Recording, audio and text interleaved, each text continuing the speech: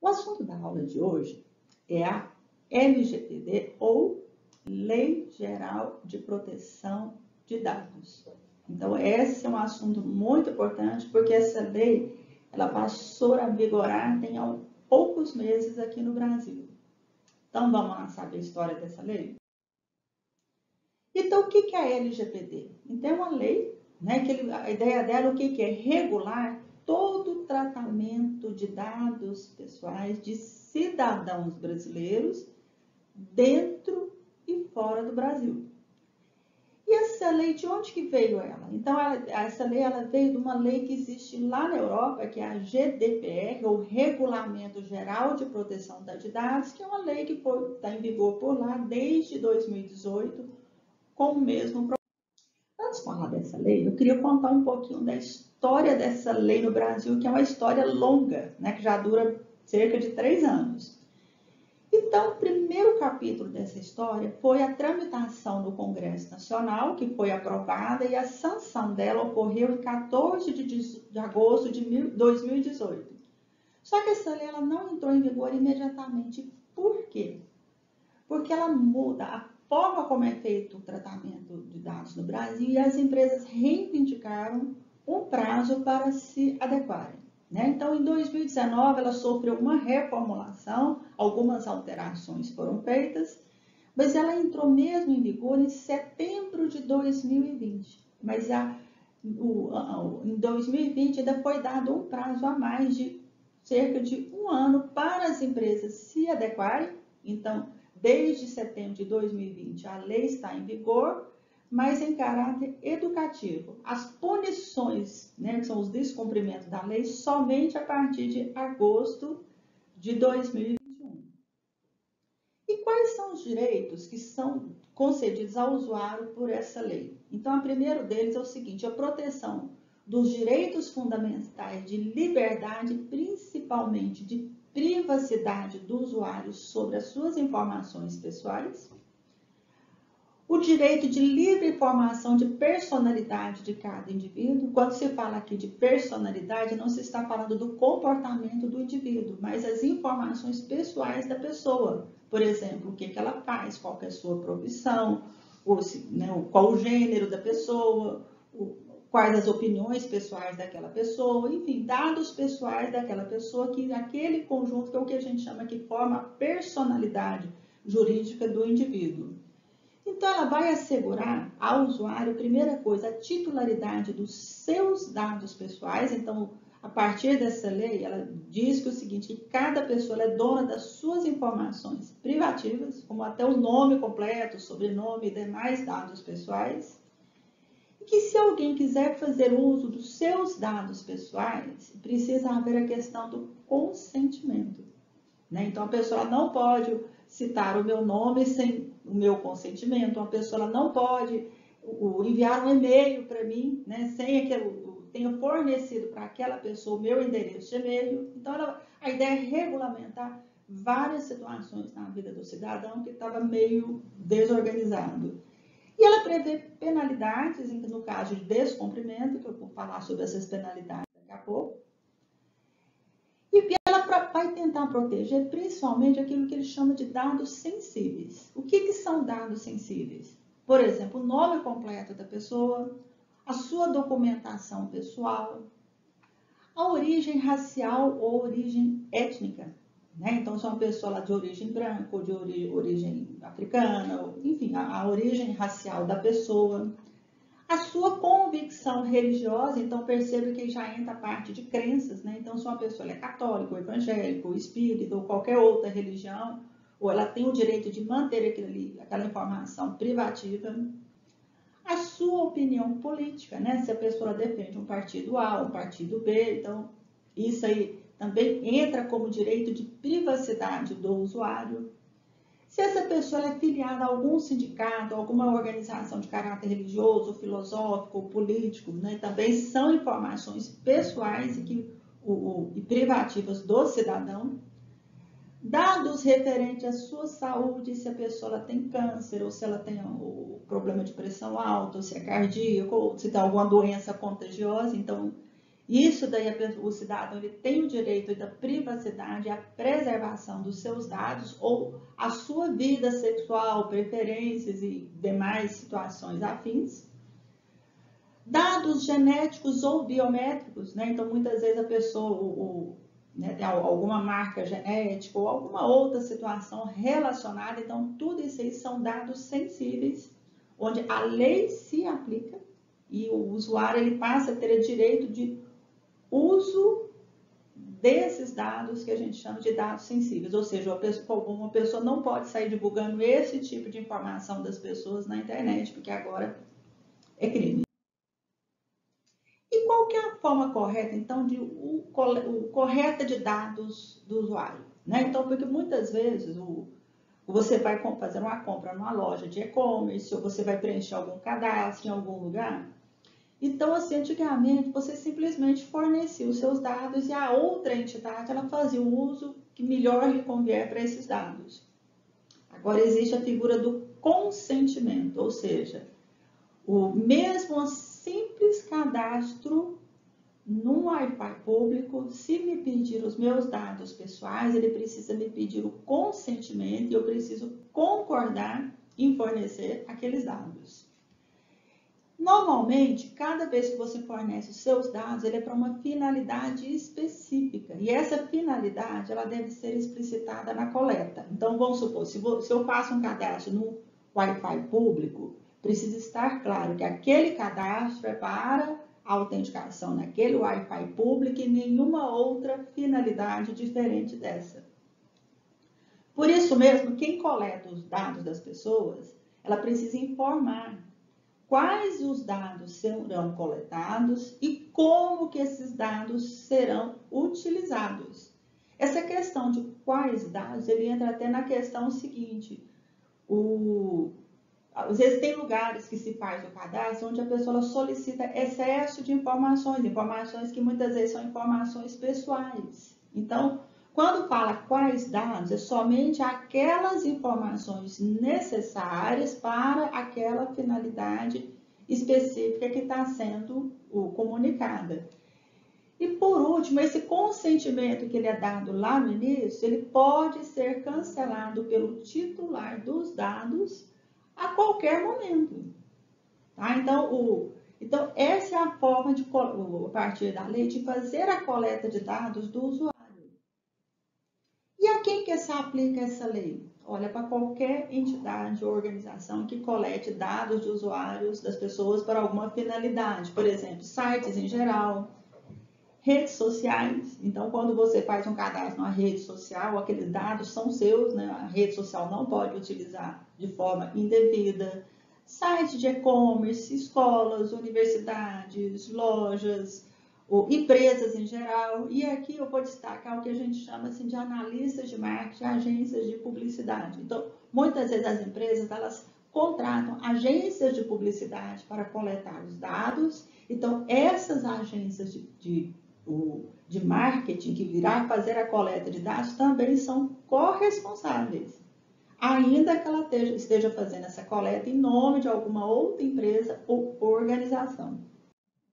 E quem que vai ficar responsável por fiscalizar a aplicação dessa lei? Então, a partir do momento que a lei ela entrou em vigor em 2020, também foi criada a ANPD. O que é essa ANPD? É a Autoridade Nacional de Proteção dos Dados, então é o órgão do governo do Brasil, mas o que tem uma atuação de forma independente, e ela funciona como uma agência de reguladora.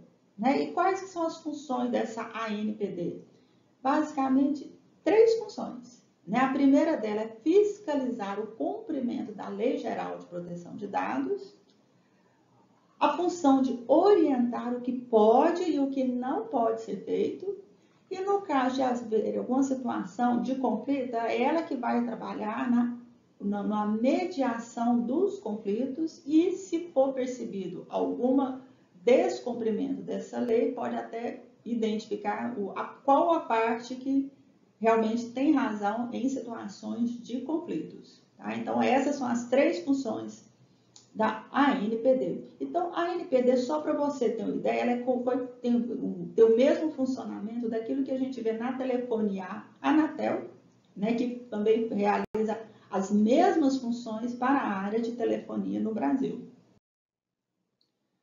Eu vou falar agora de alguns conceitos. O primeiro conceito, né, que nós vimos lá, que é uma das finalidades da lei, é o controle do tratamento de dados. Mas o que é tratamento de dados? Né? Então, ela pode ser conceituada como qualquer atividade que utiliza algum dado pessoal de alguém na execução de algum processo específico. Por exemplo, a compra no site de e-commerce. Então, normalmente você insere os seus dados pessoais para realizar a compra. E como é que funciona o ciclo de vida dos dados, do tratamento de dados pessoais das pessoas? Então, as empresas agora vão ter que trabalhar nas seguintes etapas. Primeiro, ela faz a coleta dos dados, e essa coleta ela deve ser feita daquela forma correta que eu acabei de dizer. Esses dados eles vão ficar armazenados em algum local, né? Normalmente um meio digital ou eventualmente até um documento físico. Esses dados, de alguma forma, eles vão ter que sofrer algum processamento, né, para poder organizar ou executar alguma operação em cima desses dados. Eles vão ser compartilhados, essa questão do compartilhamento, que é um ponto importante na lei, porque ele vai ser compartilhado com quem? Apenas com aquele setor das organizações que esteja responsável por aquela finalidade que foi informada lá no momento da coleta. Então, eu vou dar um exemplo. Vamos supor que eu faço uma compra de um produto no site de e-commerce. Então, obviamente, eu vou precisar fornecer os meus dados pessoais, meu nome, meu CPF, meu endereço, o número do meu cartão de crédito. A loja, né, que contém o site, ela vai armazenar esses dados em algum lugar, ela vai processar esses dados para quê? Para viabilizar a entrega daquele produto. Vai compartilhar as minhas informações com quem? Com o setor responsável da expedição do produto, eventualmente com o departamento financeiro, mas não vai compartilhar com nenhuma parte daquela organização ou de outras organizações que não estejam relacionados com o processo da compra que vamos supor que eu tenha acabado de realizar. A partir do momento que encerrou o processo de compra, esses dados devem ser eliminados. Tá? Então, esse é um ponto importante. Tá? Então, eles são eliminados, a não ser que haja o consentimento do armazenamento desses dados por um período mais longo. Por exemplo, muitos sites de e-commerce, eles pedem autorização para guardar os seus dados, para enviar propagandas, promoções, mas ela não pode fazer isso sem o consentimento do cliente. Então, esse é o ciclo de vida de tratamento de dados pessoais, segundo a LGPD. E, normalmente, existem alguns elementos que a lei ela define, né, como quem vai realizar cada uma daquelas etapas daquele ciclo. Então, o primeiro elemento é o que a gente chama de controlador. Quem que é o controlador? Então, normalmente, é alguém que está num nível hierárquico mais alto na empresa, alguém que, né, que tem o que pode tomar decisões dentro daquela organização. Por quê? Porque é o controlador que vai determinar como que esses dados vão ser tratados. Né? Então, e o controlador ele tem a responsabilidade de passar as orientações para o próximo nível, que é o operador. Mas se houver algum dano aos dados das pessoas, é o controlador que responde pelos danos. Por exemplo, uma operadora de telefonia. Quem que é o controlador? Os CEOs, a alta administração da empresa de telefonia. Se houver algum abuso, algum vazamento dos meus dados pessoais pela empresa, é a direção da empresa que vai responder pelos danos causados ao vazamento. Ainda que esse vazamento tenha sido realizado pelo nível mais baixo, por exemplo, o operador. O que é o operador? É quem realmente vai fazer o tratamento dos dados em nome do controlador. Então, normalmente é um funcionário que vai trabalhar mais na área operacional. Mas vamos supor que ainda exista algum vazamento de dados. O operador pode responder pelos danos? Pode, se for comprovado que houve uma responsabilidade do ato dele. Por exemplo, um funcionário de uma operadora de telefonia, ainda que a operadora não tenha determinado o vazamento, o compartilhamento desses dados com terceiros, mas se for o operador que realizou esse compartilhamento, o operador responde pelos danos? Responde. E o controlador também. Tá? Então, então, a responsabilidade nesses casos são das duas entidades. E quem que é o encarregado? Então, o encarregado normalmente, mais na área de relações públicas. Então, é alguém que é indicada, pode ser uma pessoa, pode ser empresa, que vai trabalhar num canal de comunicação entre o controlador e o titular dos dados e o controlador e a ANPD. Então, essa figura aqui, ó, mostra exatamente esses papéis que eu acabei de relatar. Então, eu tenho aqui o titular, que é o dono dos dados. Então, normalmente é um cidadão, é uma pessoa, é um brasileiro que tem os seus dados, que em algum momento compartilha esses dados com alguma empresa ou organização. Então, o controlador é quem vai definir o que pode e o que não pode ser feito com os dados daquele titular. O operador é quem realiza o tratamento, né? Normalmente alguém da área operacional, e o encarregado é aquela pessoa que dá mais um papel ali de relações públicas. Ele não é responsável pelos dados, mesmo porque os dados não passam pelo encarregado. Mas é ele que eventualmente vai atender alguma solicitação do titular ou algum esclarecimento de dúvidas. Então está mais ali para uma pessoa que vai estabelecer um canal de comunicação tanto com o titular quanto com a ANPD, no caso de ocorrência de alguma situação de conflito. Aqui alguns ativos, né, que podem estar envolvidos no tratamento de dados, então vocês vão perceber que é muito mais daquilo que a gente imagina. Então, qualquer banco de dados é considerado um ativo que está sujeito à lei. Documentos físicos, né, não são só documentos digitais, também documentos físicos, por exemplo, contratos ou qualquer outro documento físico que envolva a situação pessoal das pessoas também é um ativo previsto na lei. Equipamentos onde estão armazenados aqueles dados, por exemplo, HDs ou qualquer outro local de armazenamento. O próprio local físico onde os dados ficam armazenados, a sede ou da empresa ou qualquer outro local que esteja armazenando esse local físico. Tá? As pessoas que trabalham nessa empresa, do CEO até os funcionários da área operacional. Os sistemas, quando se fala sistema, nós estamos falando dos softwares que irão realizar ou não o tratamento daqueles dados, que justamente são os sistemas que vão ter que seguir, né, aquele ciclo de vida dos dados do pessoal e das pessoas.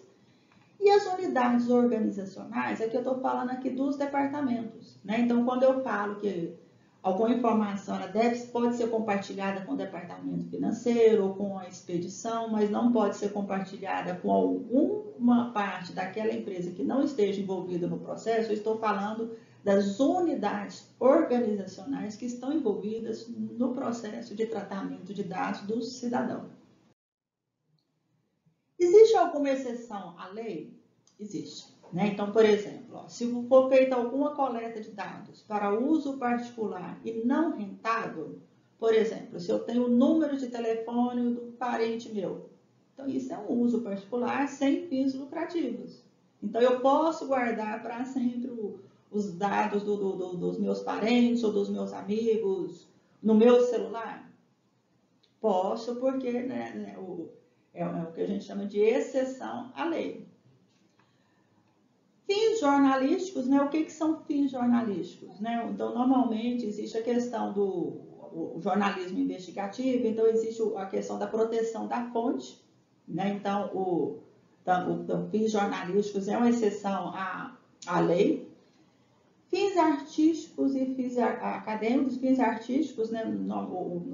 Obviamente, artistas são pessoas públicas, então muitas questões da lei, por exemplo, o nome completo de um artista, ou a idade de um artista, ou qualquer outra informação pessoal daquele artista, porque ele é uma pessoa pública e ele, por optar por essa profissão, já sabia que várias informações pessoais seriam compartilhadas.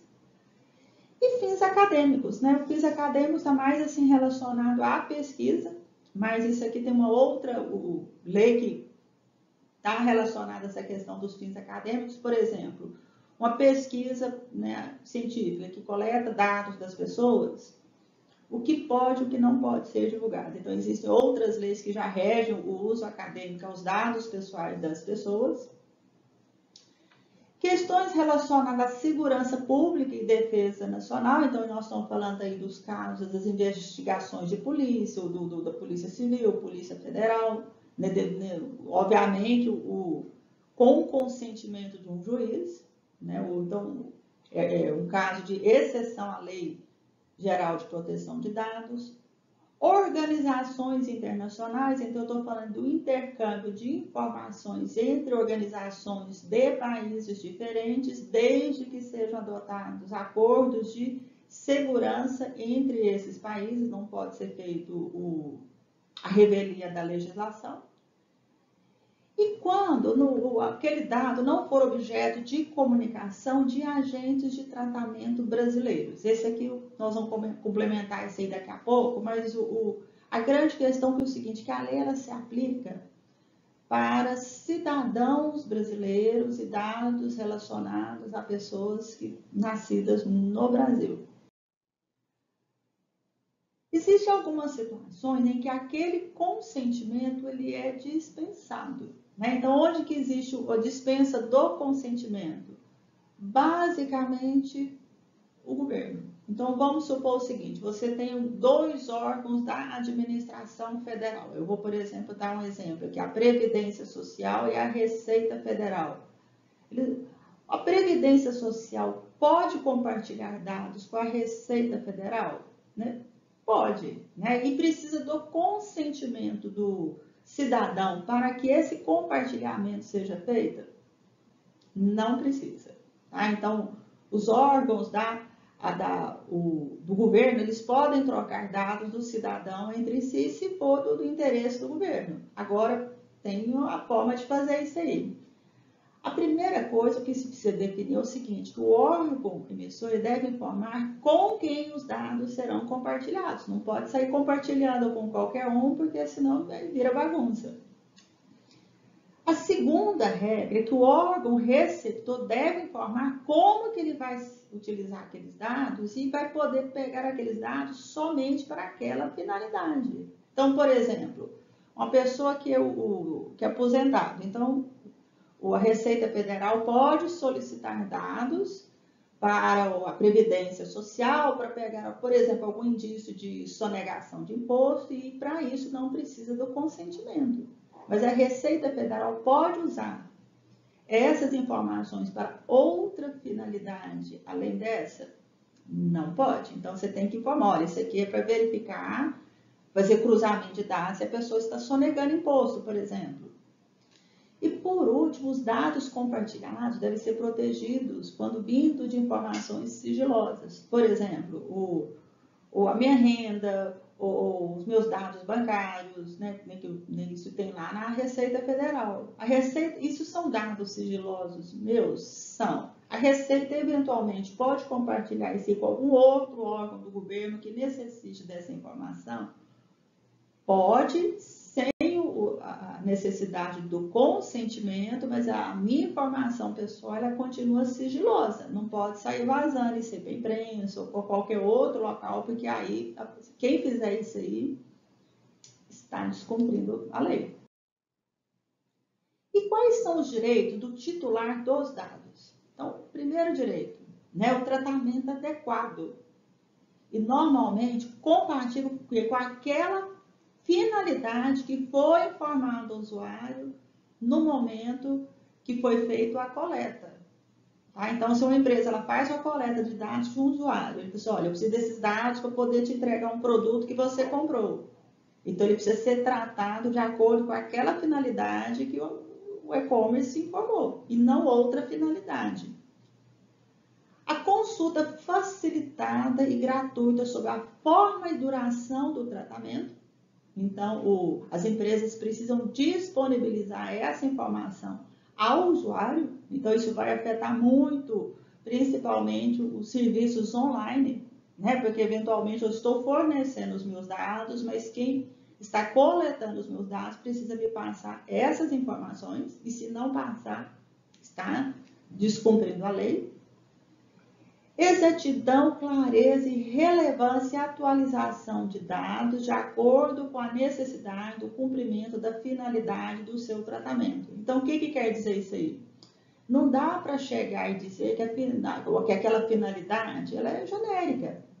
Então, vamos supor, se eu comprei um produto no site, o meu endereço ele é para poder fazer a entrega daquele produto, isso precisa estar claro para quem nos termos de uso de quem coletou aqueles dados, porque caso contrário, muitas vezes eu estou fornecendo os meus dados, mas se eu não tenho certeza exatamente para que vai ser utilizados os meus dados pessoais, aí não está ok. Então, a informação ela precisa ser clara, transparente, exata e evitar o uso de termos genéricos. Os dados do titular não podem ser usados para discriminação de forma ilícita ou abusiva. Por exemplo, um caso que acontece muito, vamos supor que eu vou na farmácia, né, comprar um remédio para alguma doença que talvez eu tenha. Aqueles dados podem ser utilizados, o remédio que eu estou comprando, por exemplo, com o meu plano de saúde? Não pode. E muitas vezes tem drogarias que te dão desconto quando você apresenta a carteirinha do plano de saúde. E muitas pessoas não gostam de passar. Por quê? Por receio de compartilhar a medicação que se está tomando com o plano de saúde por alguma razão. Mas a drogaria pode compartilhar essa informação com o plano de saúde? Não pode. E se provar que foi feito isso também é considerado discriminação, talvez por alguma doença, alguma moléstia, alguma outra situação que aquele usuário possa ter naquele momento. E principalmente, exclusão dos seus dados quando são solicitados. Então, se eu forneci os meus dados pessoais para alguma rede social, hora que eu quiser encerrar minha conta, eu tenho o direito de ter os meus dados excluídos desde que eu solicite. Ou então, se eu fiz um cadastro numa loja ou qualquer outra organização, os dados são meus. Então, eu forneci perante um consentimento e depois, se eu não tiver mais interesse, eu posso pedir para excluir todos os meus dados. Esse aqui é um ponto assim, muito polêmico. Por exemplo, porque muitas vezes você coloca dados na internet, coloca dados em redes sociais e você não sabe onde os seus dados vão parar. Né? Então, mas a ideia é que a lei ela prevê. Se o usuário pedir para excluir os seus dados, tem que excluir de todos os locais onde aqueles dados existem. Então, tá aí.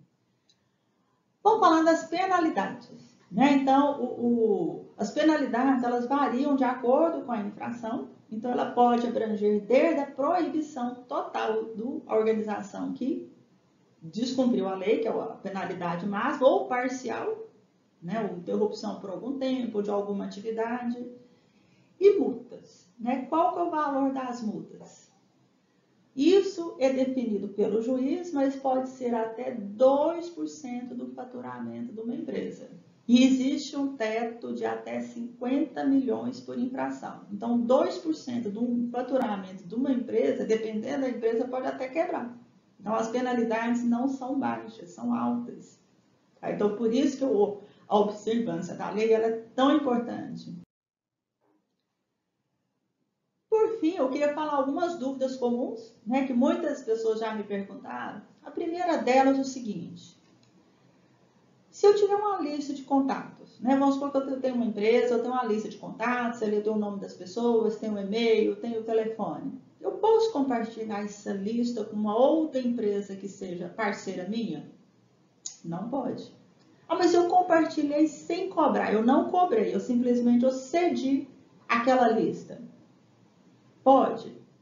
Não pode. Se eu estiver fazendo isso aí, eu estou infringindo aquilo que foi dito lá atrás de desvio de finalidade. A segunda prática, que infelizmente é comum, né, a gente suspeita muito, é a questão da compra e venda de clientes, de contatos. Pode fazer isso aí? Isso aí é mais do que óbvio que não pode. Né? Se eu tenho uma empresa, eu coletei informações dos meus clientes, eu não posso sair vendendo esses meus clientes para outras empresas ficarem ali telefonando, mandando e-mail, entrando em contato com aquelas pessoas. Se eu preciso, por exemplo, apenas entregar uma compra para algum cliente, eu posso ficar solicitando excesso de informações que não tem a ver com aquela finalidade, que é a entrega do produto comprado? Não pode. O que é excesso de informações? Por exemplo, qual a sua profissão? Gente, a minha profissão, o que isso tem a ver com a compra de um produto que eu passo num site? Qual é o nome da sua mãe? Qual o nome do seu pai? Quantos filhos você tem? Qual a sua renda? Não, gente, isso é considerado excesso de informações e que não tem nada a ver com a finalidade. Então, pode fazer isso aí? Não pode. Uso da lista de contatos para uma finalidade diferente do que foi consentido. Por exemplo, eu entro no site para fazer uma compra. Né? E aí o que acontece? A pessoa, a partir daquele momento que eu fornecio os meus dados, eu começo a ficar recebendo um excesso de propagandas, promoções daquela loja. Pode fazer isso aí? Não pode. Mas e se a loja ela coloca um campozinho lá, o seguinte, ó, desejo receber ofertas e oportunidades dessa loja. Se você marcou ali no site, aí foi feito o consentimento, aí pode. Mas vamos supor, essa loja, ela foi lá, tem uma outra loja online. Ela pode pegar aquela lista de contatos de uma loja, ainda que seja da mesma titularidade, e compartilhar com outras? Não pode. Olha um caso que uma vez me perguntaram. Imagina o seguinte, que eu fui lá e eu fiz um show de música, eu fiz algum evento, e esse meu evento, ele teve uma empresa que patrocinou o evento. E aí o que acontece? Na hora que eu vendi os ingressos para aquele evento, obviamente eu coletei as informações das pessoas, nome, eventualmente telefone, dados da pessoa por conta daquele evento. Mas aquele evento ele teve um patrocinador. Eu posso compartilhar a lista das pessoas que participaram daquele evento para uma empresa que patrocinou aquele evento? Não pode. A não ser que haja o consentimento. Então, tem uma série de situações que realmente não pode. Não pode porque está descumprindo a lei. Então, o uso da lista de contatos, ela só deve ser feita para aquilo que foi feito o consentimento. Se for qualquer coisa diferente, ainda que não haja dinheiro na jogada, não pode. Envio de propaganda sem o consentimento, eu acabei de citar. Pedir indicação de possíveis novos clientes. Quantas pessoas aqui já não passaram pela situação de fazer uma compra numa loja ou alguma situação onde a pessoa te pede assim, olha, me indica seus amigos, né? Talvez possa gostar da minha loja, do meu produto, me passa o telefone dos seus parentes. A empresa pode fazer isso aí? Não pode. Né? Por quê? Porque o uso é um uso comercial. Agora, se uma amiga minha me pediu o seguinte, olha, nós vamos fazer uma reuniãozinha, algo que não seja de uso particular. Por exemplo, parente, olha, eu vou passar o telefone da nossa prima distante para vocês entrarem em contato, um contato pessoal. Aí pode? Pode. Então, se for para uso particular, sem fins lucrativos, pode. Agora, se for para fins comerciais, ficar pedindo o telefone dos outros, não pode. E uma última dúvida que muita gente tem, como fica aquelas situações quando o data center, onde está armazenado a informação, esteja fora do Brasil? A lei se aplica a essa situação?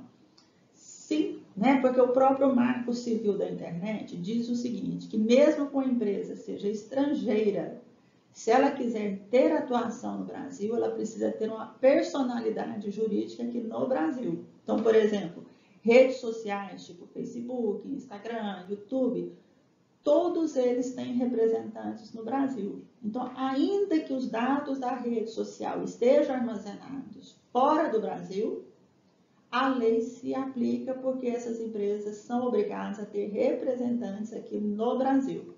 Então, isso vale para uma série de situações, sites de e-commerce que não estão hospedados no Brasil, a lei se aplica a essas pessoas, porque essas empresas têm personalidade jurídica aqui no Brasil, então elas respondem a qualquer penalidade e infração que for cometida contra a lei. Bom, então, eu queria agradecer para você que chegou aqui até o final dessa aula. O meu muito obrigado, eu espero que vocês tenham gostado. Esse é um assunto muito atual e foi um vídeo que me pediram muito, então tá aí. Meu muito obrigado e até a próxima.